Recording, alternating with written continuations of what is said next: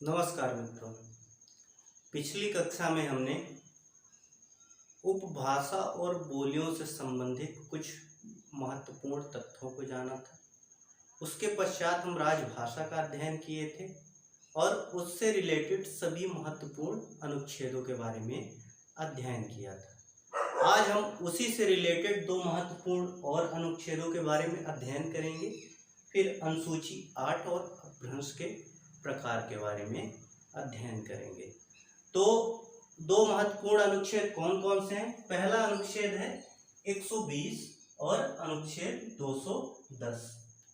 अनुच्छेद 120 में संसद में प्रयोग की जाने वाली भाषा संबंधी उपबंध बताए गए। इसमें यह बताया गया है कि संसद के कार्य में किस प्रकार की भाषा का उपयोग किया जाएगा। तो इसमें बताया गया कि संसद के कार्य में हिंदी और अंग्रेजी का प्रयोग किया जाएगा, लेकिन लोकसभा अध्यक्ष जी के अनुमति के पश्चात सदस्य संसद को संबोधित करने में या शपथ लेने में अपनी मातृभाषा का उपयोग कर सकते हैं। इसमें यह बताया गया है। इसी में अगला हम देखते हैं अनुच्छेद 210। अनुच्छेद 210 में राज्य विधान मंडल में प्रयोग होने वाली भाषाओं के बारे में बताया गया।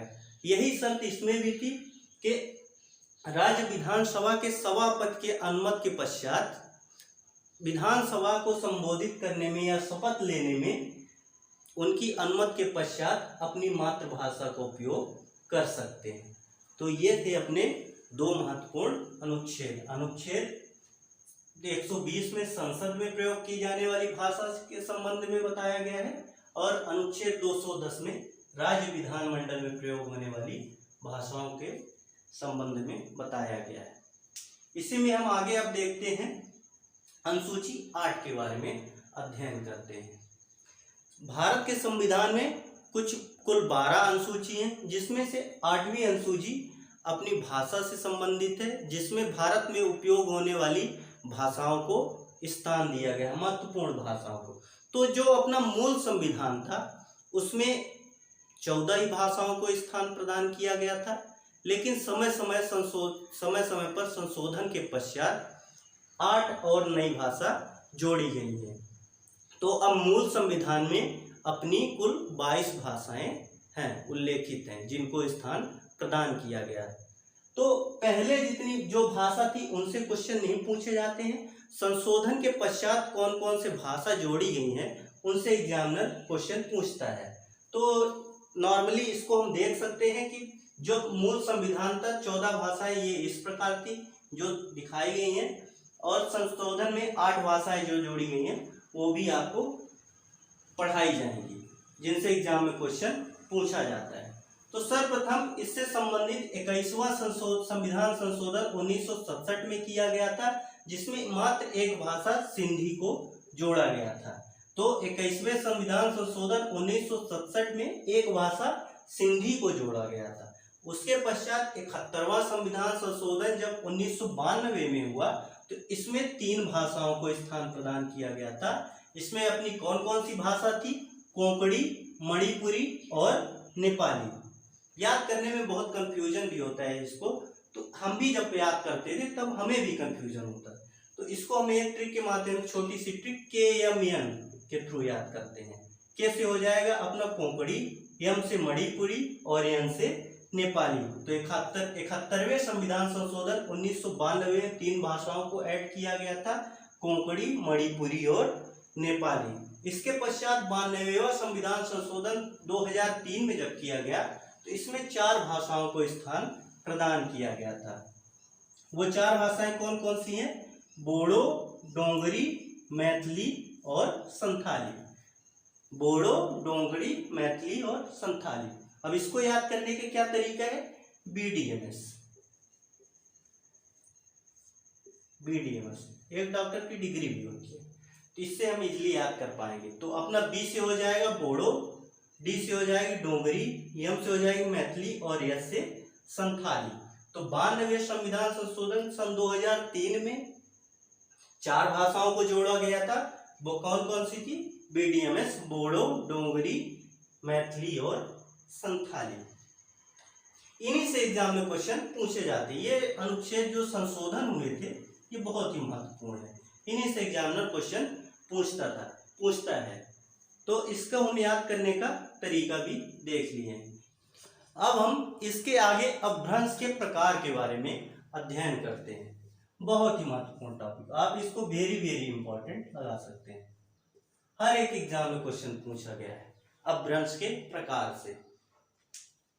मूलतः अपभ्रंश की कुल 27 संख्या मानी जाती है, लेकिन भारत देश में भोलाराम तिवारी जी के अनुसार 7 रूपों को अपनाया गया है और उन्हीं से क्वेश्चन पूछा जाता है। तो 7 रूप कौन कौन से हैं? स्वरसैनी अपभ्रंश, ब्राचड़ अपभ्रंश, पैशाची अपभ्रंश, मागधी अपभ्रंश, अर्धमागधी अपभ्रंश, महाराष्ट्रीय अपभ्रंश और खस अपभ्रंश। स्वरसैनी जी के अपभ्रंश में आती है अपनी पश्चिमी हिंदी, राजस्थानी और गुजराती। और उपभाषा और बोलियों में हम देखे थे पश्चिमी हिंदी में कौन कौन सी बोलियां आती है अपनी? खड़ी बोली, ब्रज, कन्नौजी, बुंदेली और हरियाणवी। तो एग्जाम में ऐसे क्वेश्चन पूछ लेता है कि बुंदेली अपनी कौन से अपभ्रंश में आती है? तो बुंदेली अपनी स्वरसैनी के अपभ्रंश में आता है, क्योंकि स्वरसैनी के अपभ्रंश में अपनी पश्चिमी हिंदी आती है। इसी प्रकार हम राजस्थानी में बोलियों के बारे में देखा था। राजस्थानी उपभाषा में बोलियों कौन कौन सी थी? जयपुरी, मेवाती, मालवी और मारवाड़ी। तो राजस्थानी में 4 बोलियां कौन कौन सी हैं? जयपुरी, मेवाती और मालवी और मारवाड़ी। और इसी स्वरसैनी के अपभ्रंश में आती है गुजराती भाषा, अपनी स्वरसैनी के अपभ्रंश में आती है। इसी में हम आगे देखते हैं ब्राचड़ अपभ्रंश में कौन सी भाषा आती है? ब्राचड़ अपभ्रंश में सिंधी भाषा आती है, जो 21वें संविधान संशोधन 1967 के थ्रू 67 के थ्रू ऐड की गई थी। तो ब्राचड़ अपभ्रंश में कौन सी भाषा आती है? अपनी सिंधी भाषा आती है। इसी में हम आगे देखते हैं पैशाची अपभ्रंश में। पैशाची अपभ्रंश में अपनी आती है लहदा, जिसे हम लहतू के नाम से भी जानते हैं। कुछ एग्जाम में पूछा गया है दूसरे नाम से भी, तो लहदा को हम लहतू के नाम से भी जानते हैं, जो पैशाची अपभ्रंश में आती है। और अपनी पंजाबी किस में आती है? अपनी पैशाची अपभ्रंश में आती है। इसी में हम आगे देखते हैं मागधी में अपनी कौन सी आती है? बिहारी हिंदी आती है और आसमिया, उड़िया और बांग्ला। अब बिहारी हिंदी में हम देखे थे उपभाषा और बोलियों में, इसमें को बिहारी हिंदी में कौन कौन सी बोलियां आती हैं? अपनी भोजपुरी, मैथिली और मगही बोली आती है। तो यदि पूछे कि मगही कौन से अपभ्रंश में आती है, तो मगही जो है मागधी अपभ्रंश में आता है, क्योंकि बिहारी हिंदी किस में आती है? अपनी मागधी अपभ्रंश में। इसी में हम आगे देखते हैं अर्धमागधी में कौन सी भाषा आती है? अर्धमागधी में अपनी पूर्वी हिंदी आती है। अब पूर्वी हिंदी में हम देखे थे कौन कौन सी बोलियां आती हैं? अपनी अवधी एक हो गया, एक हो गई बघेली और एक हो गई छत्तीसगढ़ी। 3 बोलियां पूर्वी हिंदी में आती हैं। इसी में हम छठवां देखते हैं महाराष्ट्री में कौन सी भाषा अपनी आती है? मराठी आती है।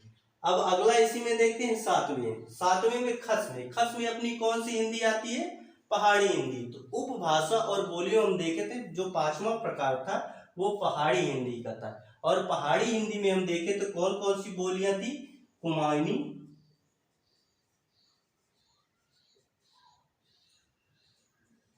गढ़वाली, अच्छे से गढ़वाली और नेपाली। 3 बोलियां आती थी पहाड़ी हिंदी में। तो ये हैं अपने अपभ्रंश के प्रकार और उनसे संबंधित भाषा और बोलियां। इन्हीं से एग्जाम में क्वेश्चन पूछे जाते हैं। बहुत ही महत्वपूर्ण टॉपिक है। तो इस क्लास में यहीं तक हम अध्ययन करते हैं। इसके अगली क्लास में हम लिपि और भाषा के प्रकार के बारे में अध्ययन करेंगे। फिर हमारा ये टॉपिक खत्म हो जाएगा। फिर हम वर्णमाला में प्रवेश करेंगे और वर्णमाला का अध्ययन करेंगे। और उसके पश्चात जब हम स्वर व्यंजन का अध्ययन कर लेंगे तो फिर हम संधि का अध्ययन करेंगे। चीज़ें एक क्रमानुसार पढ़ेंगे, ये नहीं कहीं का टॉपिक कहीं पढ़ लेंगे, जिससे चीज़ें हमको अच्छे से समझ में आए। फालतू पढ़ने से कोई मतलब नहीं है। कि उठा के संधि हम डायरेक्ट पढ़ा दें, उससे आपको चीज़ें नहीं समझ में आएगी। जब स्वर व्यंजन के बारे में अच्छे से हम जब तक अध्ययन न कर लेंगे तब तक हम संधि को अच्छे से न समझ पाएंगे। इसलिए पहले वर्णमाला में हम स्वर व्यंजन का अध्ययन करेंगे, फिर उसके बाद हम संधि का अध्ययन करेंगे। तो इस क्लास को यहीं ख़त्म करते हैं, मिलते हैं अगली क्लास में। धन्यवाद।